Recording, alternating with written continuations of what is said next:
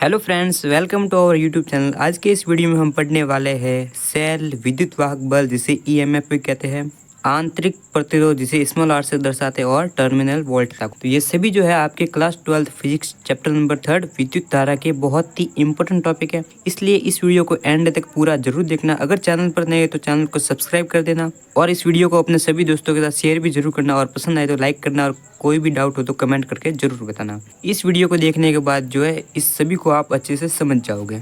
सबसे पहला टॉपिक है सेल, जिसे जो रासायनिक सेल भी कहते हैं। तो ये आपके जो है केमिस्ट्री में भी है, जिसमें आप इसको डिटेल से पढ़ेंगे।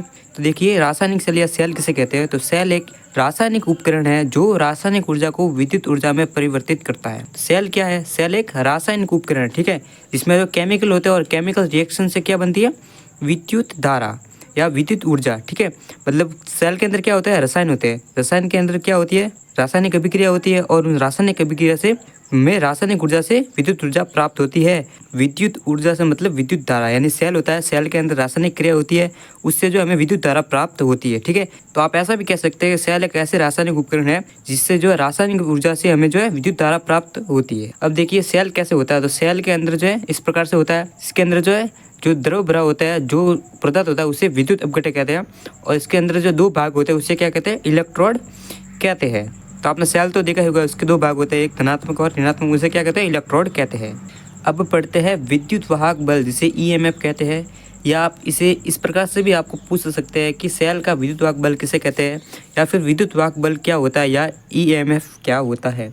तो तीनों अगर आपको पूछे तो इसका एक ही जवाब देना है कि जब सेल से कोई धारा नहीं ली जाए, यानी सेल पड़ा है, ठीक है, उससे कोई विद्युत धारा नहीं ली जा रही है, यानी कि उससे जो रासायनिक ऊर्जा से हमें विद्युत धारा प्राप्त हो रही है, लेकिन हम जो उससे ले नहीं रहे, ठीक है, तब इसके सिरों पर उत्पन्न विभवांतर। तो हमें पता है कि उसके दो सिरे होते हैं, उसके सिरों पर क्या उत्पन्न होगा? विभवांतर। तो वो विभवांतर क्या कहलाता है? विद्युत वाहक बल ईएमएफ कहलाता है। इसको आप जो इस प्रकार से समझ नहीं आए तो इस प्रकार से भी समझ सकते हैं। दूसरी परिभाषा इसकी होती है कि सेल द्वारा एकांक धन आवेश को परिपथ में गति कराने हेतु कुल कार्य, यानी सेल के अंदर जो आवेश होगा उसके अंदर जो एकांक धन आवेश है उसको जो है परिपथ, ठीक है, बाह्य परिपथ होगा, उसमें जो गति कराने के लिए कुल कार्य करना पड़ेगा, वही क्या है? ईएमएफ या विद्युत वाहक बल कहते हैं। अब है आंतरिक प्रतिरोध जिसे स्मॉल आर से दर्शाते हैं। तो आपने प्रतिरोध पढ़ा होगा, वो बाह्य प्रतिरोध होता है जिसे कैपिटल आर से दर्शाते हैं। तो आंतरिक प्रतिरोध क्या होता है? तो जब सेल से धारा ली जाती है तब आयनों के टक्कर के कारण उत्पन्न प्रतिरोध आंतरिक प्रतिरोध कहलाते हैं। यानी जब जो है हम सेल से धारा लेंगे तो जो उसके अंदर आयन है वो आयन गति करेंगे तो वो टकराने से उनकी ऊर्जा का तो ह्रास होगा ही, जिससे जो क्या है उसके अंदर प्रतिरोध उत्पन्न हो जाएगा। उसे क्या कहते हैं? आंतरिक प्रतिरोध, जिसे स्मॉल आर से दर्शाते हैं। अब है टर्मिनल वोल्टता जिसे V से दर्शाते हैं। तो ये बहुत ही इंपॉर्टेंट है, क्योंकि इसी से जो हम है सेलों का श्रेणी क्रम और समांतर क्रम उनका संयोजन पढ़ेंगे।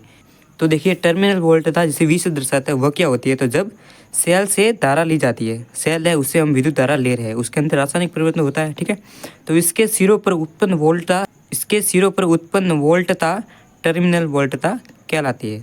जैसे कि ये कोई सेल है, ठीक है, ये आर, इसका स्मॉल आर क्या है? इसका आंतरिक प्रतिरोध है। ये जो है इसमें विद्युत धारा बह रही है, और जो ये बाह्य प्रतिरोध आर है, और इसके दो सिरों पर उत्पन्न जो है वोल्टता जिसे V से दर्शाते हैं, इसे क्या कहते हैं? टर्मिनल वोल्टता।